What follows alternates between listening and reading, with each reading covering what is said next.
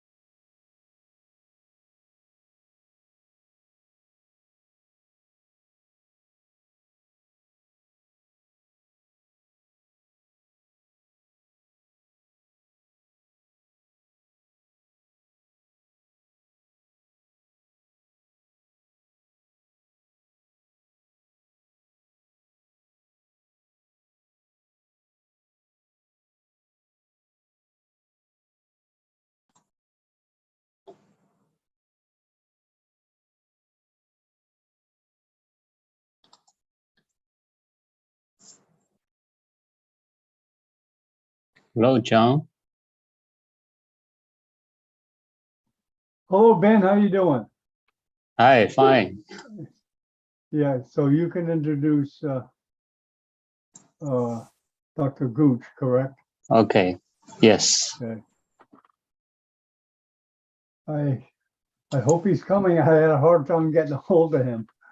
So anyways, there's another presenter, correct? Yes. Okay. Please let me in the Yeah, I'm panelist. trying to get you in here. I don't know what's going on. Okay. Oh, there you go.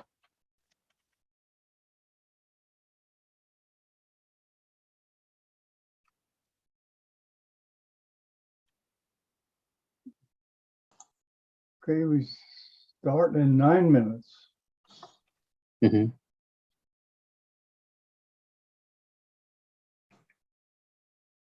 So how are things over there? Is the COVID pretty quiet over in Shanghai? Yeah. Now it's okay. Still restrictions when you travel or Travel, we Not- have still have some regulation. But in Shanghai, it's okay. yeah. Let's get the right banner here.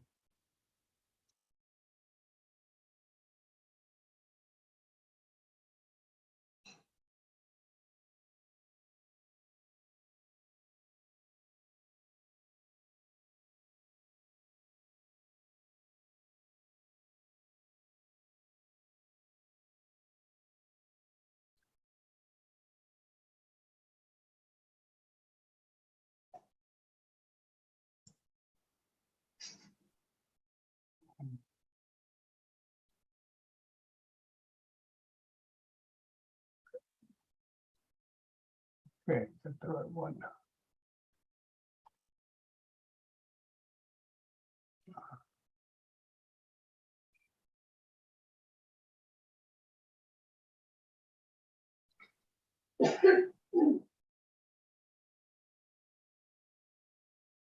Rita, Professor Rita, are you there?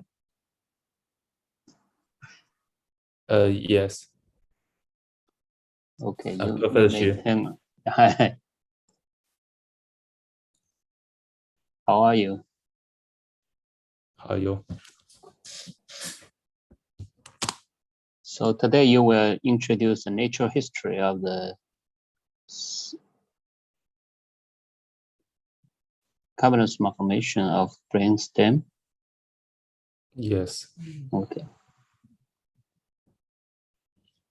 Mali. Hello, hi, Hi, Takashi. hi. Good to see you. Good to see you.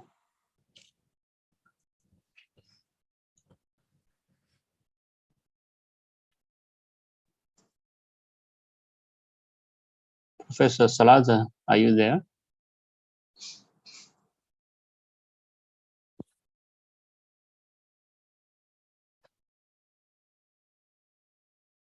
Hello, Professor Rinju. How are you? Hello. Hi. Fine. Best Nice to regards see from you. Ecuador. Hello, John. The other professors too. Nice to see you.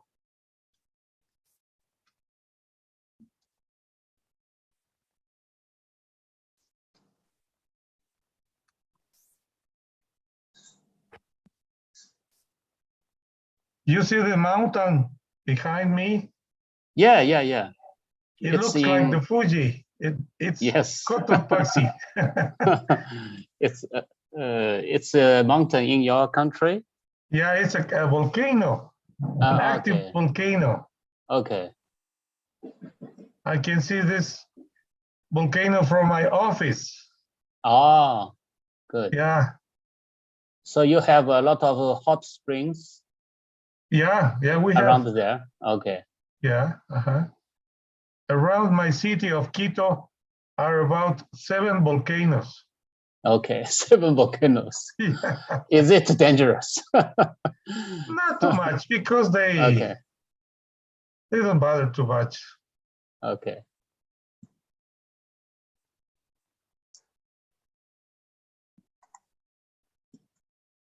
But I think the Fuji mountain is quite dangerous for eruption. Oh, really? Yeah.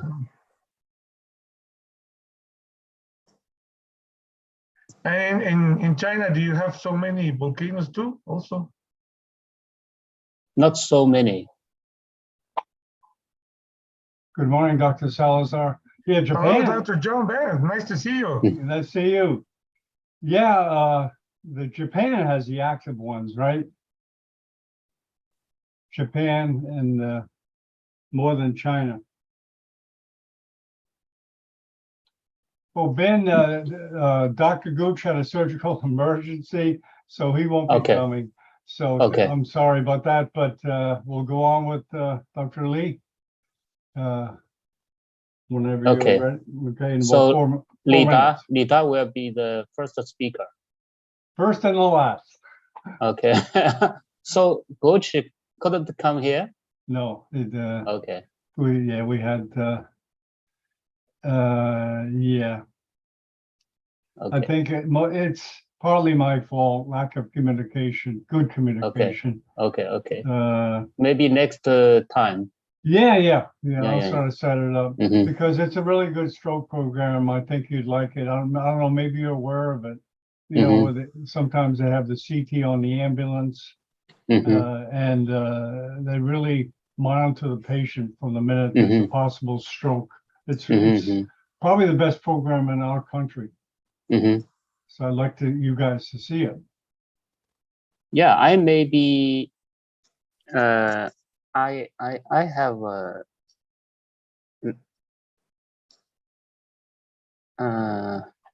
I think I know the program because 3 years ago I am in Jacksonville. Dr. Haner Mhm. also introduced, also invited some speakers from their hospital and introduce. Maybe they normally can make the decision within, I think, 40 minutes. Mhm. Well, It's okay. very, very fast. Yeah, Yeah, I think Germany has that too. Mhm. Really quick. yeah. It's amazingly fast. Are you guys doing any of that stuff? Yes, we also have some national program for the stroke, acute Really? stroke. Yes, There's like a protocol. yes. The big centers, the big centers have. Actually, middle-sized hospitals, Oh, okay. yes, maybe have the even more efficient response because the big center may be too big and too busy. Right. Yeah, So that's a good size. yeah. So yeah, things. Yeah, I remember the days when you just waited on a person with stroke. You just put them in a bed and watched them. Did nothing, and maybe aspirin. That's what, or even that we were quite careful with. But yeah, things have changed totally. Okay, we'll get ready to go here. 10, 9, 8, 7, 6, 5, 4, 3, 2, 1. Good morning from Miami Beach. This is Dr. John Bennett of Neurosurgical TV. Today we have another webcast of the Chinese Neurosurgical Journal. And today, unfortunately, due to my errors in communication, we don't have the main speaker. However, we have the speaker that Dr. Bin Zhu, the noted cerebral bypass king of China and a leading neurosurgeon. And he's going to introduce the speaker. Welcome, Ben. Okay, thank you, John. So today we are very pleased to invite the Professor Li Da from Beijing Tiantan Hospital, and he will introduce the natural history of the brainstem cavernous malformation. So, Professor Li Da, the time is yours.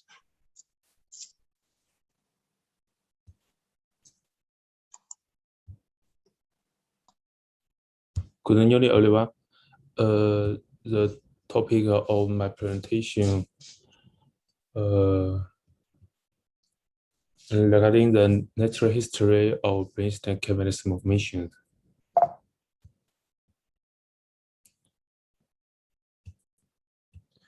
The epidemiology, the prevalence of CCM has been reported to be range from 0.4% to 0.6% during the general population. The CCM was angiographically accounted vascular movement. Population-based annual CCM detection rate was 0.17 per 1 million people in the USA and 0.56 per 1 million in Scotland. The relative prevalence of CCM at various locations in the brain is proportional to brain volume. The clinical presentation, 40% of the CCM were asymptomatic. In the symptomatic patients, 23% to 50% were severe, 6% to 52% were headaches, and 20% to 45% were focal neurological deficits, and 9% to 56% were hemorrhage. In the brainstem location, there were more chance of the disability in the infratentorial CM versus the supratentorial region. And the brainstem cavernous movement presented with cranial nerve deficits referred to anatomical location. And the clinical cause of the brainstem cavernous often presented as a relapsing, limiting of progression. Another study reported top 10 research priorities for CMs, included the risk effects for the brain cavernous movement or other features or brain or spinal cavernous on imaging associated with a higher or lower risk of bleeding. Under the genetics and the pathobiological in the CCM, the CCM could be sporadic or familial, de novo or radiated related lesions. 20% were multiple CCMs, and many were inherited as an autosomal dominant trait. The hereditary form of CCM were related to 3 gene mutations, included the CCM1, CCM2, and the CCM3. Another study of a meta-analysis published in 2016 included 7 cohorts and 1,620 patients. They reported that the estimated 5-year risk of the CCM, risk for hemorrhage of CCM was 15.8%. Under the ICH or focal neurological deficits under the brainstem location were estimated as the risk effects for future hemorrhage. Another meta-analysis published in 2019 included 25 studies and 1,294 patients. They concluded that estimate of an annual incidence rate of hemorrhage was 0.3% and 2.8% per person year in non-brainstem and brainstem lesions. The third meta-analysis included 12 studies and 1,610 patients found that the annual hemorrhage rate of 2.5% per patient year, and the prior hemorrhage was a risk factor for future hemorrhage. The annual hemorrhage rates were different in prior studies, and if in the brainstem location, the hemorrhage rates were increased. A recent study included 731 patients they reported the cumulative 5-year risk was 24.1%, and they found that the ICH on admission and the brainstem location was an independent risk factor for hemorrhage. The annual hemorrhage rate for the first hemorrhage was lower, but the hemorrhage rate was increased if regarding the recurrent ICH.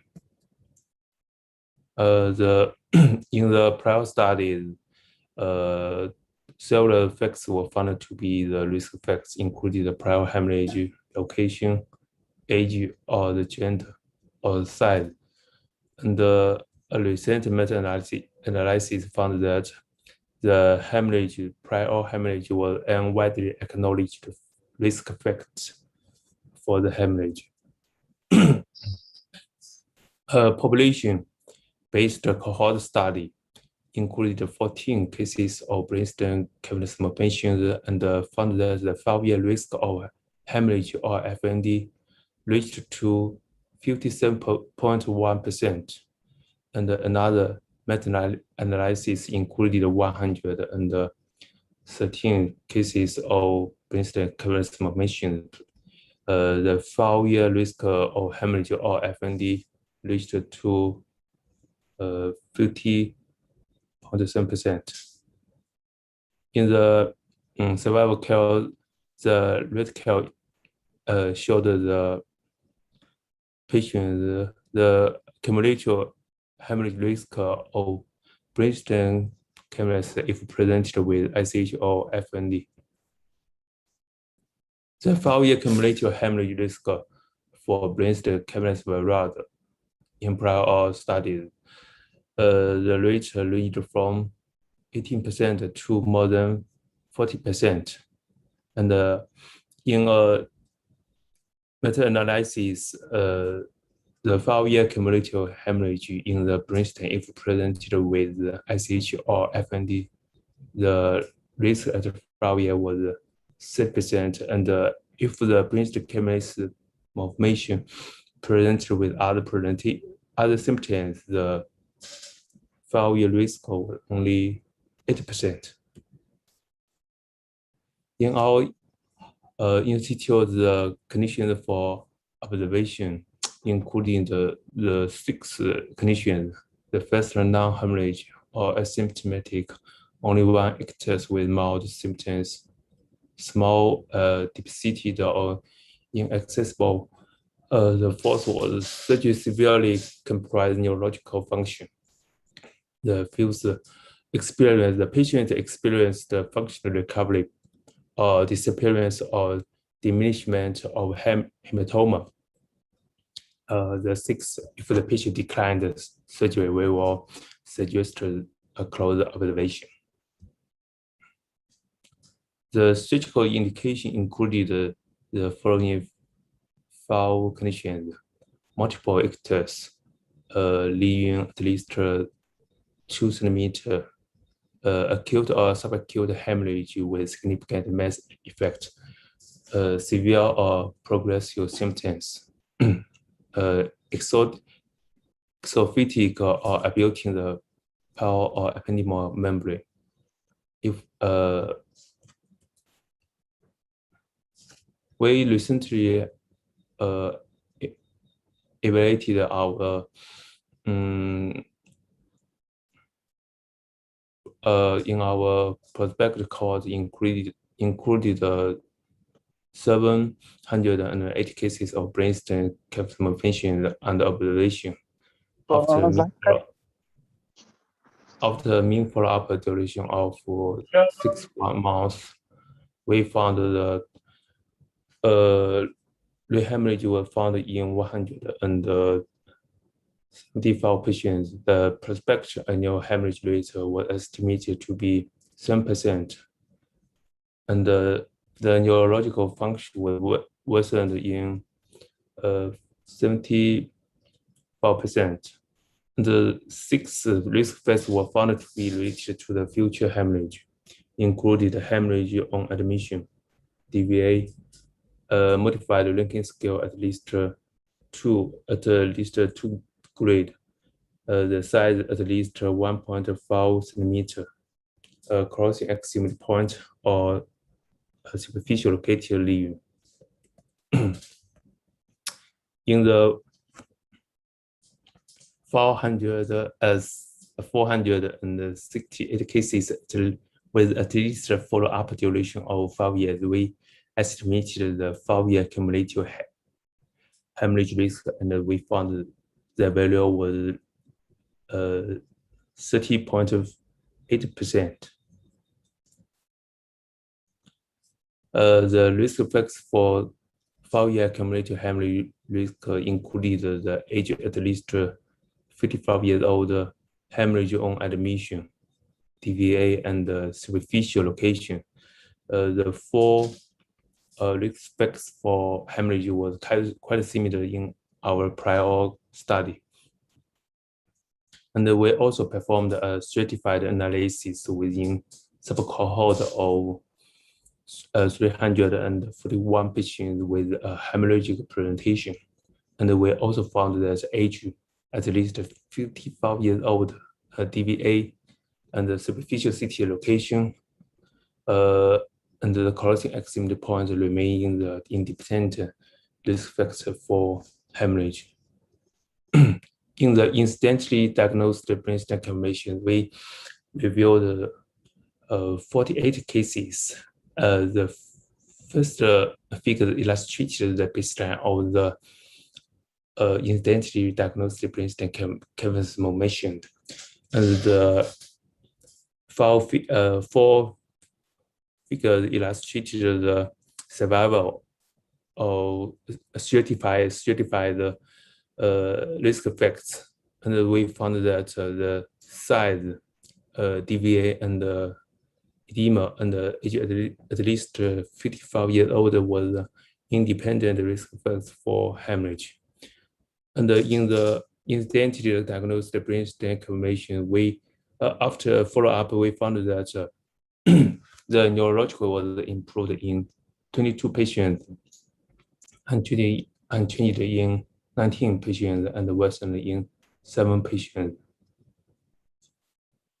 Neurological outcome for brainstem also varied among prior studies, and the worsened outcome ranged from 4% to more than 50%. And also we performed a product analysis, including 9 studies. The proportion of improved or unchanged and the worsened outcome was 84% and 14%.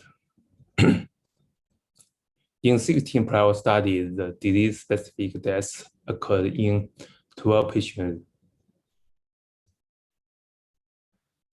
A recent study reported the management of CCM, and we found that if the CCM presented with symptomatic with the first ICH, the observation was considered recommended if the patient experienced a second hemorrhage in the brainstem cavernous formation. The surgery or radiation could be suggested. Another guideline published in 2017, they recommended that surgical resection was not recommended for asymptomatic CCM, especially if located in eloquent deep or brainstem areas. Now, in cases with multiple asymptomatic CCMs, after reviewing the high risk of earlier post-operative mortality and morbidity, and the impact on quality of life, it may be reasonable to offer surgical resection of brainstem CCM after a second symptomatic bleeding.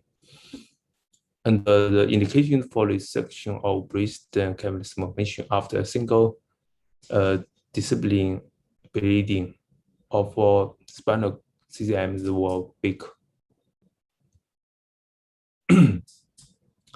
the radiation for CCM also varied from prior studies.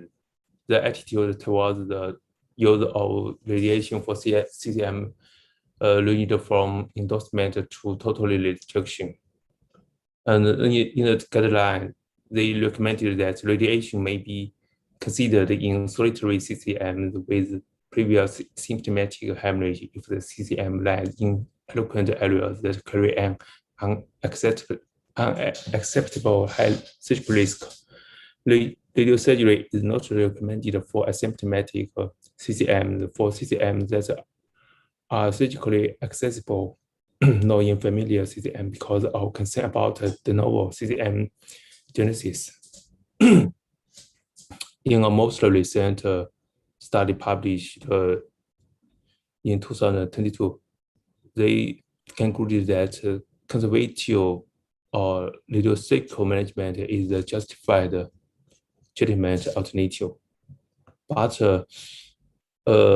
in a letter to the editor, 3 authors included Lawton and Professor Spencer. They stated that they urge caution in interpreting the results of these papers that suggest that radiosurgery is an alternative to surgery or even to observation for patients harboring these lesions. Also, in another paper, they found that the outcome after radiosurgery from CCM, the annual incidence for death, hemorrhage, or for neurological deficits were less than 5% and seem comparable to outcome without radiosurgery. Summary: the 5-year estimated risk of hemorrhage was 80% of brainstem cavernous malformation presented without ICH or focal neurological deficit, and 30% for brainstem cavernous malformation presenting with ICH or FND. Brainstem location was a risk factor for hemorrhage. Proportion of improved or unchanged and worsened outcomes were 85% and 14%.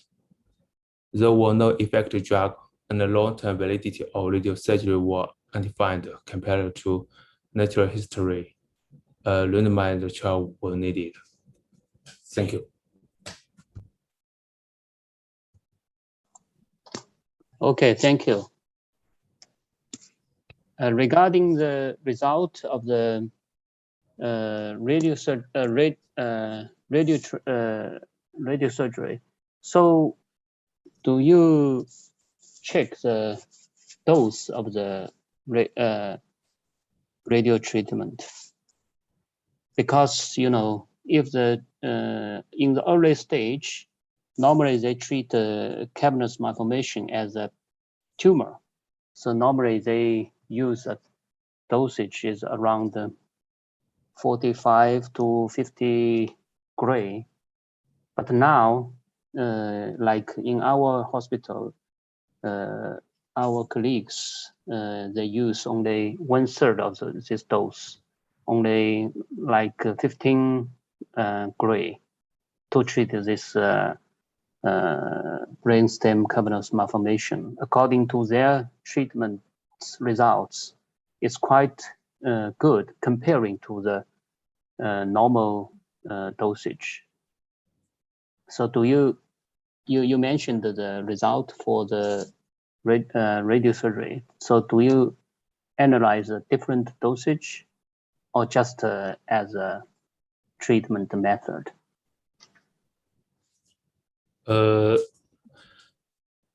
Some reported study reported the lower marginal dose for the brainstem cavernous malformation with favorable outcome. But in today's present way, I did not discuss the dosage. Some authors totally rejected the use of neurosurgery because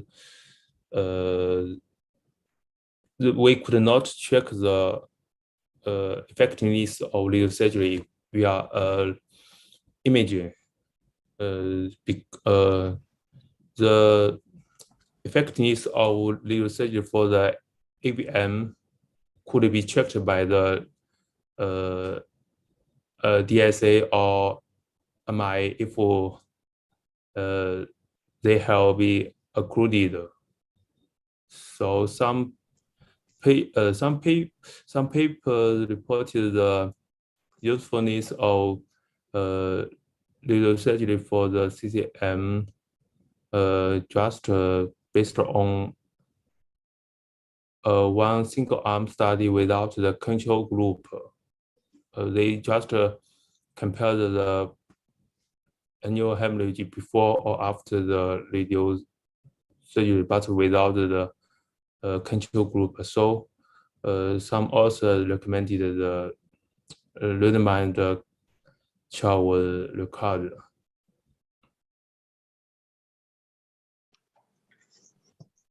Okay, thank you. Professor Salazar? Yes. Do you have some?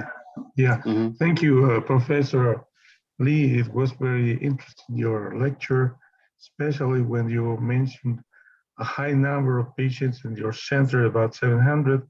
What you have shown as a 5 years risk of hemorrhage about 50%.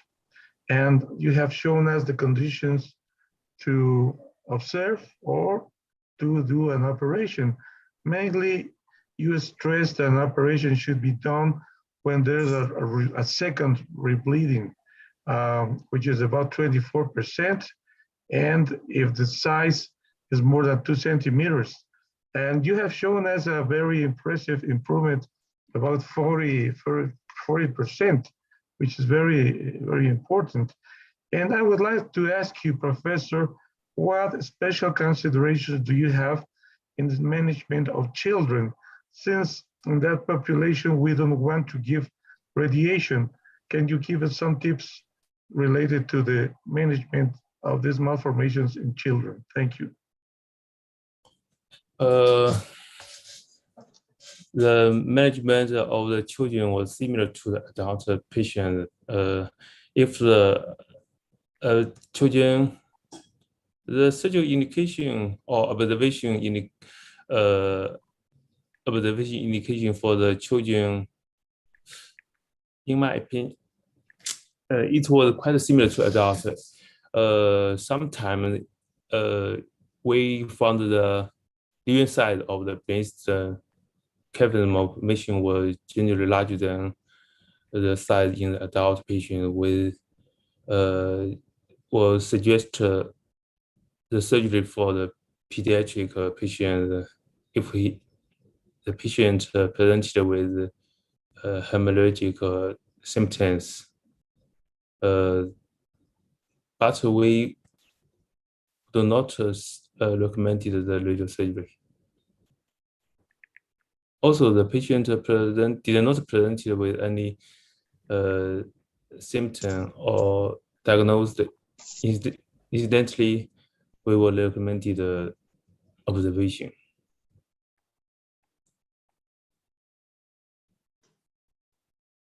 Thank you, Professor.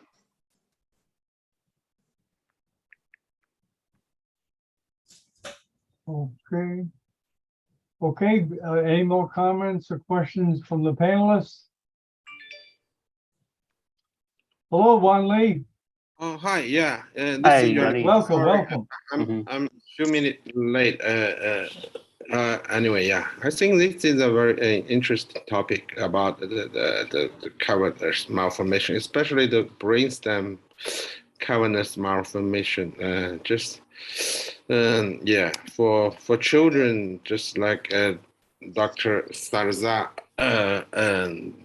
asked, the children with brainstem and cavernous malformation is still a big problem for the a neurosurgeon. I think for me, mainly I prefer, I mean, conservative treatment, but yeah, for some special patient cases with repeat bleeding, I think I agree with Dr. Lee that the surgery should be an option, and yeah, it's available. But is there any possible for the drug? I mean, I heard that there's some clinical trial. Dr. Lima maybe also know that someone tried to use the Lipitor to atrastatin to treat the patient. I mean, Yeah. Hi, Dr. Zhao. Good to see you. I'm online, and very great. Much appreciation to Dr. Lida's presentation, and it's very comprehensive and including almost the natural history and the surgical indication for the brainstem cavernous malformation. To answer Professor Zhao's question, I think yeah, there's some medical trials ongoing from the University of Chicago. The Professor Islamawat, he tried, I think, the pronolor and statin to treat the brainstem, to treat the CCM, not only the brainstem, but all over the central nervous system. But I think they didn't publish it yet. But I heard the result is not very good, so we will see. And also last year, I think it's a Nature paper published. They also are trying to use the Silamos, yeah, a kind of mTOR inhibitor. So, but they are arguing still with the NIH with funding. So we are also collaborating with the Angioma Alliance to see whether we can run such kind of clinical trials in China and recommend it to some patients. And that is some summary of the medical indication.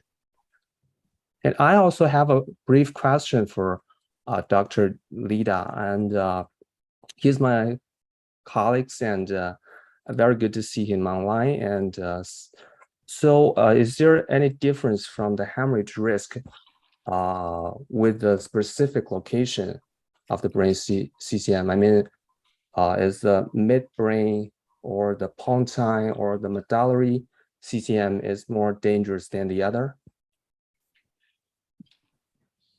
The location of the brain within the brainstem, the hemorrhage risk will not significant difference between the midbrain, medullary, or pons. But the hemorrhage risk of the brainstem location was higher than other locations. Some consider that this might be due to the location of the eloquent location of the brainstem, including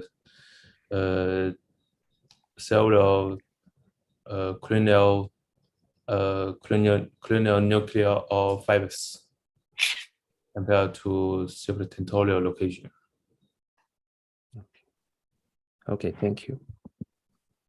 So, Dr. Lida, do you have some information about comparing the pure cavernous malformation comparing to the cavernous malformation with venous malformation? Because sometimes you can find some venous malformation just beside the cavernous malformation. So is there any difference in these two different groups?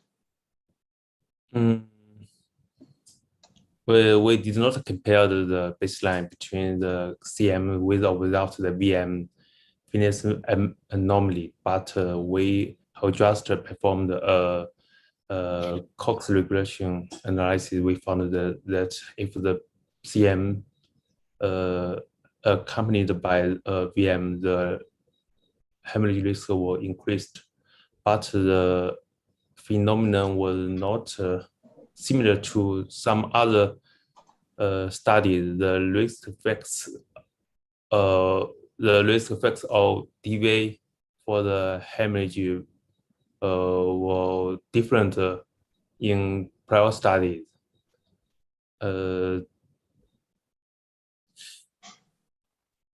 In our prospective cohort, we will just found the patients harboring DVA had a more chance of future hemorrhage. Okay, thank you. Okay, any more comments or questions from the audience, the panelists? Okay, we'll wrap this up. And I appreciate Ben for setting this up, Juan Lee and Jorge for coming, and Dal Lee for the presentation, and Lee Ma for participating. And we'll see you. Thanks for everyone for coming, and we'll see you in 2 weeks. Okay? Okay. Very good. Thank you, everybody. Mhm. Thank you.